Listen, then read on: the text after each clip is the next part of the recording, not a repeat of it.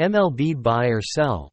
Braves find Strider Trout staying put? Phillies in trouble? There's no shortage of storylines in Atlanta for a Braves team moving forward without strikeout artist extraordinaire Spencer Strider, and coping for the loss with a major assist from a former reliever. This week's buy/sell looks at the wave of successful moves from the bullpen to the rotation. Offenses doing more, and less, than expected. A veteran pitcher breaking out. A young hitter making the leap to stardom. Mike Trout's future in Anaheim. The new worst team in baseball and more. 1. Nationals' SSCJ Abrams is becoming a star. Verdict: buy. Abrams was a solid regular in 2023, accumulating 3.4 BWAR while swiping 47 bags. Now, he looks like a superstar in the making. After hitting 18 homers in 151 games last year, Abrams already has 5 in his first 15 games this season. With some added strength to his frame, he has gone from a league average hitter to one of the best in baseball to start the season.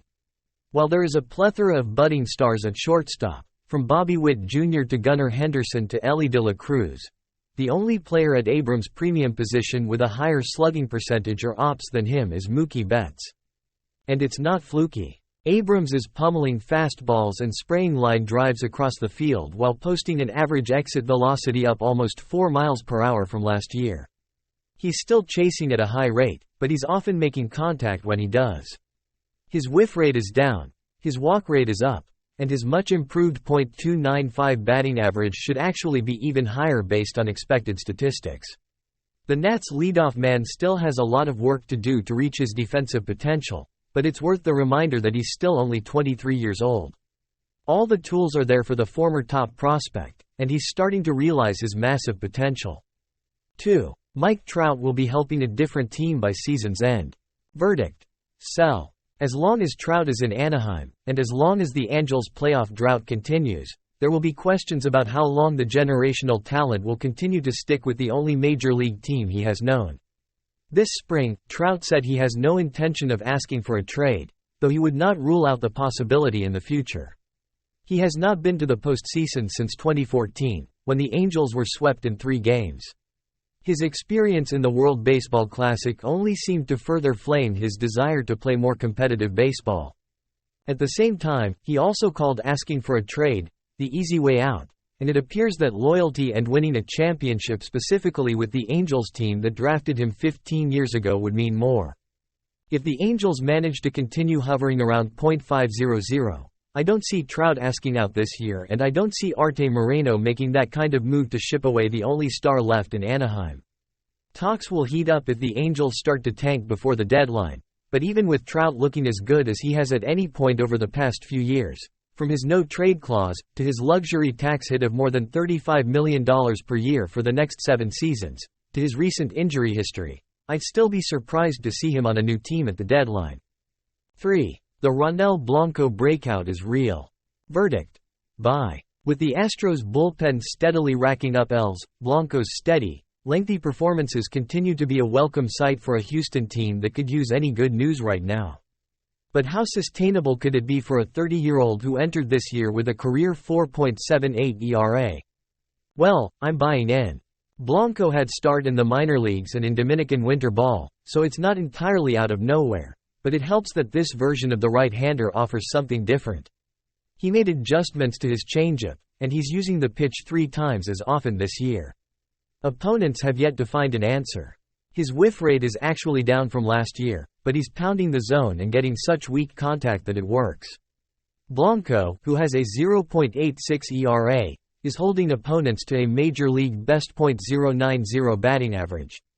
He has allowed just 6 hits in 21 innings, aided by a no-hitter in his first outing of the year. 4. The Brewers' offense really is this good. Verdict: sell. Led by a legitimate star behind the plate in William Contreras, the Brewers' offense deserves its props. It's better than everyone thought.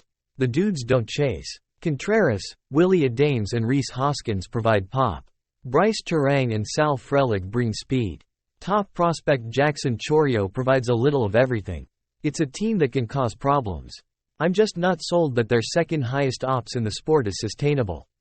Milwaukee is hitting an MLB best .363 on ground balls. Contreras and Frelick are both running a BABIP over .400, and the Brewers as a team currently have the second highest batting average on balls in play, and WOBA xWOBA, in baseball, implying some luck involved and perhaps some regression ahead.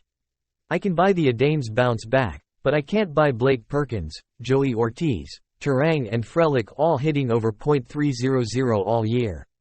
With Christian Yelich dealing with back issues again after his majestic power surge to start the year, the group might fall at least a little back down to earth. 5. The Phillies' offense should be concerned. Verdict: sell. For the Phillies to supplant the Spencer Strider-less Braves in the NL East, they'll need to get their offense going first. They currently rank 23rd in on-base percentage, 24th in ops and have the same number of homers as the Guardians. However, we've seen some version of this before. Last year, when the Phillies finished with the 6th highest ops in the sport, this was the monthly breakdown. March, April, .771.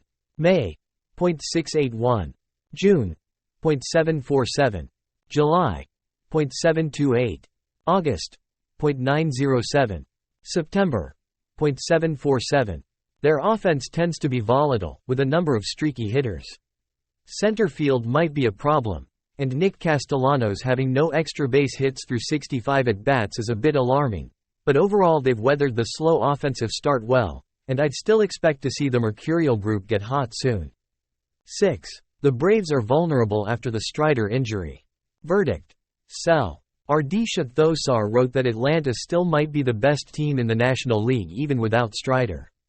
As crazy as it might be that a team can lose MLB's strikeout king and still be the favorites, that's how loaded this Braves roster is. They have the top offense in baseball in the early going, by far, and that's with reigning MVP Ronald Acuña Jr. having hit only one home run. Even if the rotation continues to struggle, they can just outmash teams, a la the Rangers. But the pitching staff might figure it out, too, despite a couple red flags beyond Strider's injury. Coming off an injury-plagued 2023 season, Max Fried's early struggles and diminished strikeout rate give me some pause, but he hasn't lost his velocity and tends to figure things out. His highest ERA over the past 4 years was 3.04. Charlie Morton is coming off back-to-back stinkers and isn't getting much swing and miss, which becomes a little more alarming at age 40. However, Reynaldo Lopez is thriving, and with Bryce Elder and top prospects A.J. Smith-Shawver and Hurston Waldrop waiting in the wings in the minors, there should be enough options to keep the Atlanta rotation afloat at least until the Braves learn more about what they have at the deadline. I'd still expect Atlanta to win the East. 7. The reliever-to-starter pipeline can really work. Verdict: buy. We saw last year with Seth Lugo, who finished his 2023 season, in which he made 26 starts, with a nearly identical ERA, 3.57, to the one he had the year prior as a full-time reliever, 3.60. The rare veteran move from the bullpen to the rotation doesn't need to bring with it growing pains. And, it's becoming a little less rare. The aforementioned Lopez in Atlanta and Jordan Hicks in San Francisco have been the best members of their respective rotations to start the season. At a time when throwing as hard as you can for as long as you can is the prevailing thought, both hard-throwing righties have scaled back the velocity they used in short spurts out of the bullpen to pace themselves for longer outings as starters. And it's working. Lopez has taken about 3 miles per hour off his stuff from last year, is using more of his curveball, and has allowed just 1 run in his first 18 innings. Hicks' velocity is down even further, but he said that affords him better control. The results are impossible to ignore. While his strikeout rate is down, so is his walk rate, by nearly half what it was last year. Hicks has upped the usage of his splitter, which is giving opponents problems. Both pitchers look like they've made the adjustments needed for a smooth transition. In Lopez, 0.50. Blanco, 0.86. Lugo, 1.05. Cody Bradford, 1.40. And Hicks, 1.57. 5 of the top 13 qualified starting ERA leaders were spending most of their time in the bullpen at some point in the previous year or two. 8. The new-look Padres are bringing the vibes back to San Diego. Verdict: buy. As I wrote in our late March roundtable, while I think the Padres and Giants will both be better this year, I expected San Diego to be the more legitimate NL West contender. There's just too much talent there to have a repeat of last year, and there's especially no way they could continue to be that bad in one-run games, 9-23, again. Well, this new-look group appears to be bringing some different vibes. The Padres just took back-to-back series on the road against first-place teams in the Dodgers and Brewers and are 7-4 against teams over .500. 5 of their 11 wins have come in comeback fashion, and they've consistently delivered with runners in scoring position. Jurickson Profar and rookie Jackson Merrill have solidified an outfield that needed the help, a remarkable feat for Merrill, a 20-year-old converted shortstop who had never played center field professionally before this year. Fernando Tatis Jr. is back to mashing. Dylan Cease and Michael King look ready to lead the rotation, and there's reason to believe things will look even better when Manny Machado's elbow allows him to start playing the field again. They probably won't topple the Dodgers, but this appears to be a team that will find ways to win more often than not, which is the opposite of last year's group. 9. Michael Busch will carry the Cubs' offense with Seiya Suzuki down. Verdict: sell. Given the path to a full-time role that he didn't have in Los Angeles, the top 100 prospect is taking advantage of the more regular opportunity being afforded to him in Chicago. Busch recently tied a franchise record with a homer in 5 straight games while beginning to realize his massive offensive potential. He is barreling the baseball with regularity and showcasing his tremendous plate discipline, leading all qualified Cubs hitters in every slashline category. After struggling in his first taste of the majors with the Dodgers last year, he is doing virtually everything better this go-around, chasing less, whiffing less, making more contact, hitting the ball harder with regularity, getting the ball in the air, utilizing his pull side power and, perhaps most notably, mashing fastballs. But a player with an offensive profile that many have compared to Max Muncy's can also be prone to strikeouts, and there will eventually need to be some adjustments made as pitchers gain more intel. Outside of Busch and the injured Suzuki, the rest of the Cubs lineup hasn't produced much offensively. I expect Busch to continue to produce, but it might be a bit much to expect him to carry the group with this level of play in his sophomore year. He needs more help. 10. The A's are no longer the worst team in baseball. Verdict: buy. The White Sox. It's the White Sox. Rowan Kavner is an MLB writer for Fox Sports. He previously covered the LA Dodgers, LA Clippers and Dallas Cowboys. An LSU grad, Rowan was born in California, grew up in Texas, then moved back to the West Coast in 2014. Follow him on Twitter at @RowanKavner.